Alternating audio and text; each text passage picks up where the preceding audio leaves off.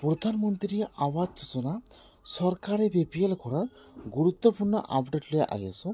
সেইটো আপডেট হ'ল যদি আপোনালোকৰ চৰকাৰী ঘৰৰ নতুন লিষ্টত নাম আহিছে আৰু আপোনালোকৰ জিঅ' টেকিং সম্পূৰ্ণ হৈ গৈছে, তেনেহ'লে কিন্তু এইবাৰ আপোনালোকে চৰকাৰী BPL ঘৰটো লাভ কৰিব। এইবাৰ কিন্তু প্ৰায় অসমত 5 লাখ চৰকাৰী ঘৰ দিয়া হ'ব। সেইকাৰণে যদি আপোনালোকে এতিয়ালৈকে চৰকাৰী ঘৰটো লাভ কৰা নাই, তেনেহ'লে কিন্তু আজি আপোনাৰ কাৰণে ভাল খবৰ আহি গৈছে। যিসকলৰ জিঅ' টেক হৈ গৈছে সেইসকলে আজিয়ে চেক কৰা গৈছে আপোনালোকৰ চৰকাৰী ঘৰৰ 25-26 লিষ্টত নাম আহিছে নে অহা নাই। আৰু যদি আপোনালোকৰ লিষ্টত নাম আহিছে তেনেহ'লে আপোনালোকৰ একাউণ্টত চৰকাৰী ঘৰৰ পইচা কেতিয়া সোমাব বা কিমান তাৰিখে আপোনালোকে চৰকাৰী ঘৰৰ ফাৰ্ষ্ট কিস্তি লাভ কৰিব, মই আজি এইটো ভিডিঅ'ত আপোনালোকক সম্পূৰ্ণ প্ৰচেছ ষ্টেপ বাই ষ্টেপ দেখুৱাই দি আছোঁ। আপোনালোকে জানিবলৈ হ'লে ভিডিঅ'টো সম্পূৰ্ণকৈ চাই ল'ব, স্কিপ নকৰাকৈ। কেনেকুৱাকৈ আপোনালোকে চৰকাৰী ঘৰৰ নতুন লিষ্টটো চেক কৰিব 25-26 আৰু আপোনালোকৰ একাউণ্টত ঘৰৰ পইচা সোমাইছে নে সোমোৱা নাই কেনেকৈ চেক কৰিব, মই আজি এইটো ভিডিঅ'ত আপোনালোকক সম্পূৰ্ণ প্ৰচেছ দেখুৱাই দি আছোঁ, চাই লওক। এতিয়া আপোনালোকে ফাৰ্ষ্ট এইটো অপশ্যনত আহি যাব PMAYC.NIC.in। মই কিন্তু আপোনাৰ সুবিধাৰ কাৰণে অপশ্যনৰ লিংকটো মোৰ ডিছক্ৰিপশ্যনত দি দিছোঁ। আপোনালোকে ডাইৰেক্ট ক্লিক কৰি ফাৰ্ষ্ট এইটো অপশ্যনত আহি যাব। হোৱাৰ পিছত ইয়াত চাব 2 নম্বৰত দিয়া থাকিব আৱাসব। এতিয়া আপোনালোকে আৱাসবৰ ওপৰত ক্লিক কৰিব, তাৰপিছত আপোনালোকে ৰিপৰ্টৰ ওপৰত ক্লিক কৰিব। এতিয়া কিন্তু আপোনাৰ ওচৰত আৰু এটা নতুন পেজ ইয়াত অপেন হৈ যাব এনেকুৱাকৈ। এতিয়া আপোনালোকে ইয়াত চাব, ইয়াত বহুতো ছাৰ্ভিচ আহি যাব, ইয়াত ABCDৰ অপশ্যন আহি যাব এনেকুৱাকৈ। এতিয়া আপোনালোকে একেবাৰে তলত আহি যাব। হোৱাৰ পিছত ইয়াত চাব, ইয়াত যিটো S নম্বৰ অপশ্যন আহি যাব ছ'চিয়েল অডিট ৰিপৰ্ট। ইয়াত যিটো এছৰ 1 নম্বৰ অপশ্যন দিয়া থাকিব বেনিফিচিয়াৰী ডিটেইলছ ফৰ ভেৰিফিকেশ্যন। এতিয়া আপোনালোকে এছৰ 1 নম্বৰ অপশ্যনৰ ওপৰত ক্লিক কৰিব লাগিব। অলপমান তলত আহি ইয়াত চাব এছ নম্বৰ দিয়া থাকিব। এতিয়া আপোনালোকে এছৰ 1 নম্বৰ অপশ্যনৰ ওপৰত ক্লিক কৰিব। এতিয়া আপোনাৰ ওচৰত আৰু এটা নতুন পেজ ইয়াত অপেন হৈ যাব এনেকুৱাকৈ। এতিয়া আপোনালোকে ইয়াত চাব, ইয়াত আহি যাব ফাৰ্ষ্ট অল ষ্টেট। এতিয়া আপোনালোকে সেইটো অপশ্যনৰ ওপৰত ক্লিক কৰিব, অল ষ্টেট। ফাৰ্ষ্ট আহি যাব ইয়াত আপোনাৰ ষ্টেট নাম। ফাৰ্ষ্ট আপোনালোকে ইয়াত চালে ইয়াত যিটো আপোনাৰ ষ্টেট নাম হয়, আপোনালোকে ইয়াত আপোনাৰ ষ্টেট নামটো চিলেক্ট কৰি লৈ ল'ব। তাৰপিছত চিলেক্টত ক্লিক কৰিব, চিলেক্টত ক্লিক কৰিব। ইয়াত আহি যাব আপোনাৰ ডিষ্ট্ৰিক্টৰ নাম। এতিয়া আপোনালোকে ইয়াত চাইলে ইয়াত যিটো আপোনাৰ ডিষ্ট্ৰিক্টৰ নাম হয় চিলেক্ট কৰি লৈ ল'ব। তাৰপিছত ইয়াত আহি যাব আপোনাৰ ব্লকৰ নাম। এতিয়া আপোনালোকে ইয়াত চাই ল'ব যে ইয়াত আপোনাৰ ব্লকৰ নাম কোনটো হয়। ইয়াত যিটো আপোনাৰ ব্লকৰ নাম হয়, এতিয়া আপোনালোকে আপোনাৰ ব্লকৰ নামটো চিলেক্ট কৰি লৈ ল'ব। তাৰপিছত ইয়াত আহি যাব আপোনালোকৰ পঞ্চায়তৰ নাম। এতিয়া আপোনালোকে ইয়াত চাইলে ইয়াত যিটো আপোনাৰ পঞ্চায়তৰ নাম হয় চিলেক্ট কৰি লৈ ল'ব। First state, district, block, panchayat কৰি ল'ব। এতিয়া চাৰ্টত ক্লিক কৰিব। ইয়াত আহি যাব চন। যিহেতু আপোনালোকে চৰকাৰী ঘৰৰ নতুন লিষ্টটো চেক কৰিব যে আপোনালোকৰ লিষ্টত নামটো আহিছে নে অহা নাই, সেইকাৰণে আপোনালোকে একেবাৰে তলত আহি যাব। হোৱাৰ পিছত ইয়াত চাব দিয়া থাকিব 25 and 26। আপোনালোকে ইয়াৰ পৰা 25 and 26 চিলেক্ট কৰি লৈ ল'ব। তাৰপিছত চিলেক্টত ক্লিক কৰিব। ইয়াত 1 নম্বৰত আহি যাব প্ৰধানমন্ত্ৰী আৱাস যোজনা গ্ৰামীণ। আপোনালোকে ইয়াৰ পৰা ৰেফাৰেঞ্চ চিলেক্ট কৰি লৈ ল'ব। প্ৰধানমন্ত্ৰী আৱাস যোজনা গ্ৰামীণ। তাৰপিছত ইয়াত আহি যাব কেপচা। এতিয়া আপোনাৰ তাত যিটো কেপচা আহি যায় -প্লাছ কৰি যি কেপচা হয়, এতিয়া আপোনালোকে ইয়াত কেপচাটো বহাই দিব। কেপচাটো বহাই দি আপোনালোকে এতিয়া চাৰিমুঠৰ ওপৰত ক্লিক কৰিব।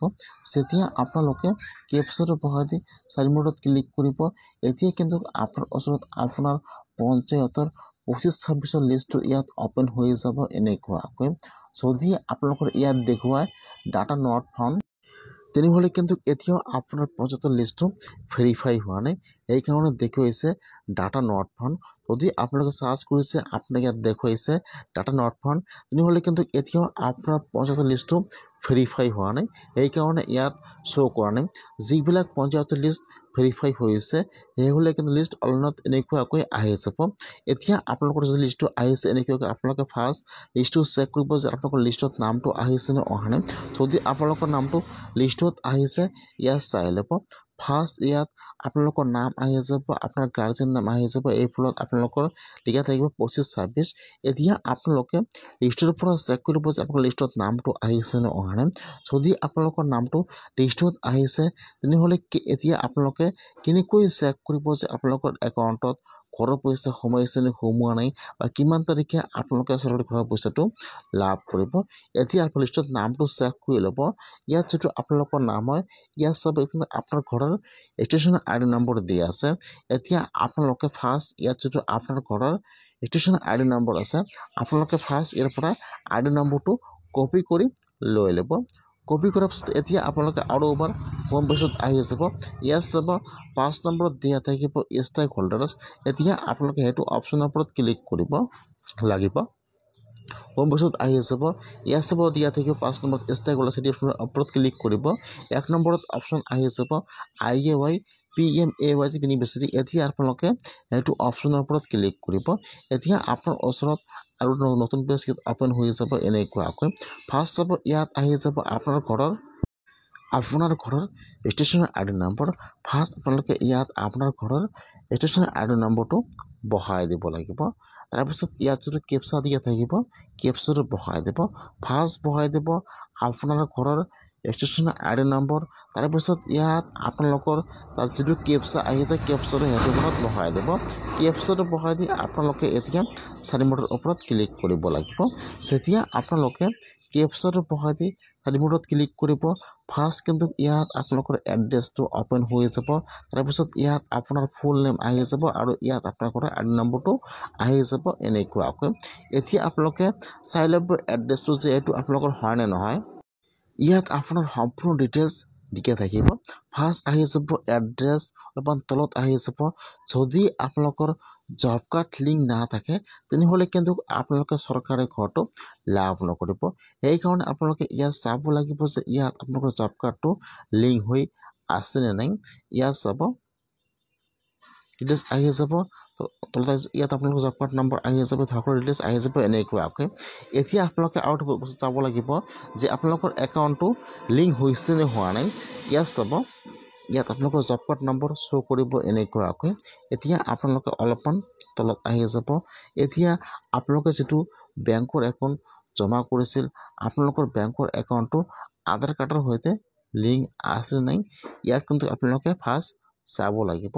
যদি আপোনালোকৰ একাউণ্টটো DBT লিংক নাথাকে তেনেহ'লে ইয়াত দেখুৱাব নট ভেলিড। ইয়াত চাব সেইকাৰণে আপোনালোকে চৰকাৰী ঘৰ আবেদন কৰাৰ সময়ত যিটো বেংকৰ একাউণ্ট জমা কৰিব সেইটো একাউণ্ট যাতে আপোনালোকৰ আধাৰ কাৰ্ডৰ সৈতে লিংক থাকে, নহ'লে কিন্তু আপোনালোকে চৰকাৰী ঘৰৰ পইচা লাভ নকৰিব।